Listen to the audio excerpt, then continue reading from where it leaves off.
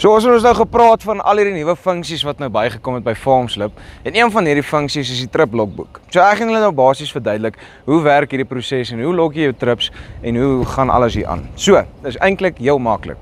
So ons gepraat oor jy registreer jou bakkie. Die maklike manier om dit te doen is jy scan die lisensieskyf, hy import al jou data en jy sit sy begin odometer op waarmee jy werk. Dan gaan jy en jy gaan sê start trip. Dan sê jy wat se bakkie jy gebruik, wie ry die bakkie en sy begin odometer op die trip.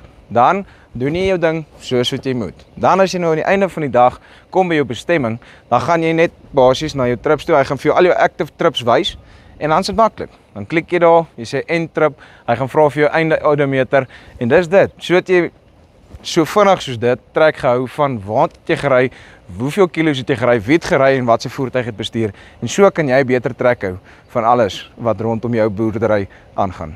Dis FarmSlip, oor en uit.